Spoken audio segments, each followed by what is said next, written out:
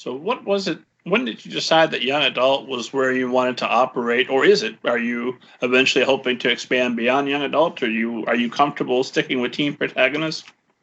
I love writing young adult. I'd love to write adult as well. Whatever the story is, I think, that comes into my head. If it's a young adult story, I'll tell it as a young adult story. But if it's an adult story, I'm excited to do that as well. Gotcha. So I discovered relatively quickly that although I like occasionally writing about teens, I don't want to stick with them that long. And the one young adult novel I've written is the zombie book. And it's great because I could kill most of them. And then Right. I didn't have to worry about social dynamics in high school and all that fun stuff. And of course, we don't really have a lot of that here since we're so far removed in the Amazon. And this would work as an adult novel. We just happen to have a teen protagonist. Right.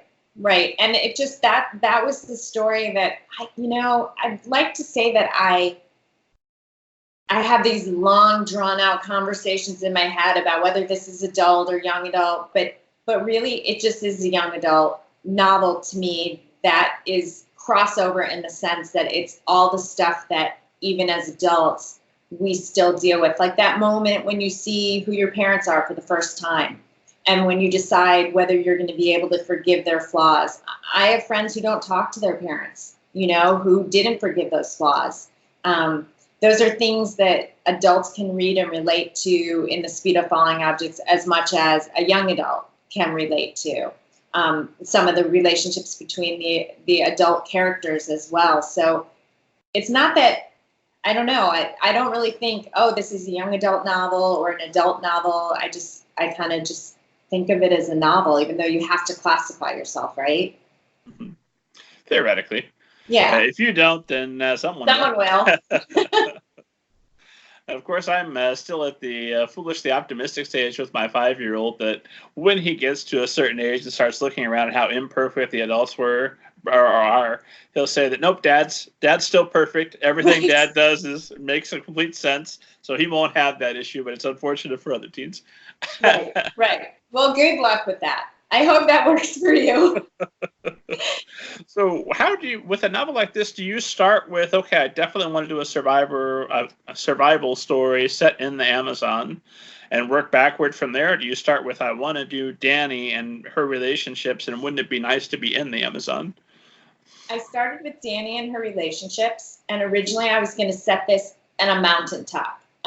I have more experience rock climbing and mountaineering and skiing and with snow, but there are no bugs or snakes or scorpions or it's just the stakes are so much higher. You can walk off a cliff on the mountain, you can freeze, you can drop into a couloir, but it just seemed like there are 3,600 different kinds of spiders. There are 2.6 million insects, and those are only the ones classified. 17 kinds of venomous snakes. It's hot. It's raining. It's cold. It's like the Amazon just seemed like the perfect place to really, really stress Dani out and tap into a lot of her fears, which are some of my fears, like spiders, snakes, scorpions. When I started doing my research, I would take a piece of paper and I would hold it over the spider on the screen so I can read about the spider. I got to the point I can look at snakes and I can look at certain spiders, but I can't look at tarantulas, like the really hairy spiders. I can't look at those still. But it just seemed like the right environment for a lot of bad things to happen. Oh, certainly, it's a good spot. Yeah. And of course, if you go to some place like, was it Everest now, where there's almost like a line you have to wait in, and people right. are freezing to death in the line because there's so many people trying to get to the summit. Yeah, and I love those real life stories. I loved, reading a lot of those stories about people trying to get to the top of the mountains. But it didn't seem right for Dani, nor did it seem conducive to a little romance. Too cold. Sure. So you can't kiss if you're worried about your lips immediately frostbiting and falling off afterward. Exactly. Didn't seem like the right environment. So yeah, so after I figured out the things I wanted to address in the story, then I picked the environment. Something that stuck with me was The Terror by Dan Simmons. The characters there are in the Arctic, and at one point, the one character casually mentions that your teeth can become so cold that they'll just explode in your head, which I had no idea could happen. That's horrible. Yeah, that's horrible. Well, and frostbite, and you lose your digits, and your hands turn black, and your feet turn black, and it just, yeah. Well, you expect that. A couple of lost fingers, sure.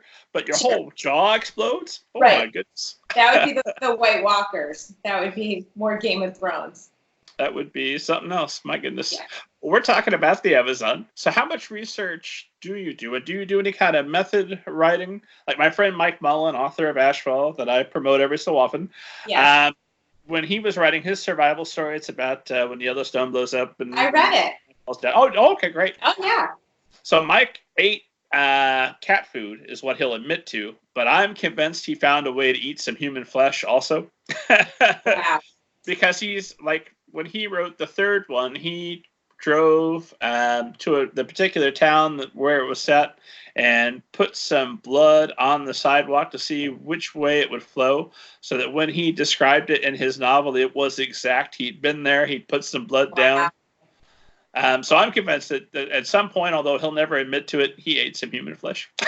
So do you do that? Do you go out to the Amazon? Are you putting yourself in some kind of survival mindset? No. Remember, I'm afraid of bugs. But I have spent some time in Costa Rica. I had a lot of tarantulas in my room. I had tarantulas in the shower. I had tarantulas drop onto my bed. So I have experience with tarantulas and with large snakes.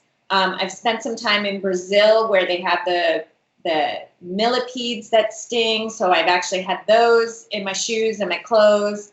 I saw a rattlesnake today on my bike ride.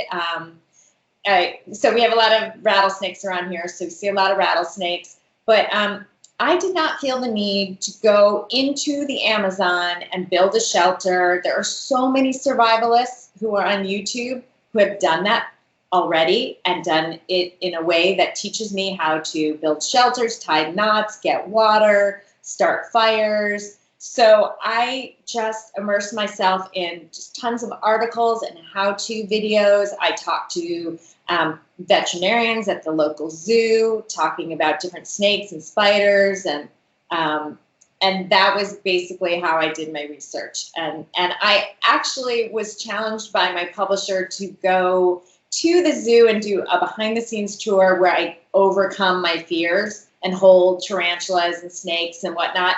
And I decided that everyone is allowed to have some fear in life. And I'm embracing those fears, and I decided not to do that. I think it would have been very funny for everybody else, but honestly, I think I would have passed out. I could handle the snakes, but not the spiders. I can't even, when I'm thinking about them and how they move, I can't even really stand it.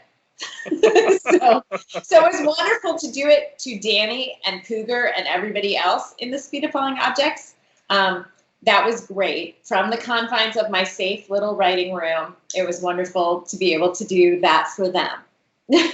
See, there's the writer thing I was talking about earlier. There's where you're a little bit more adventurous because you're out there with the kite surfing. Right. But yes, I'm 100% with you. Yes.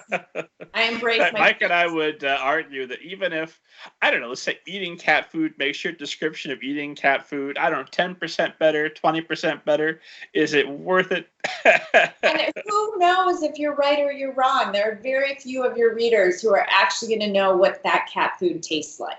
Yeah, so what are these readers that are munching cat food while they're reading? I'm like, no. Right. No, they're not. So I'm okay not actually going into the Amazon. I don't even like mosquitoes. Fair enough. And you will definitely encounter some of those. Yes. And then let's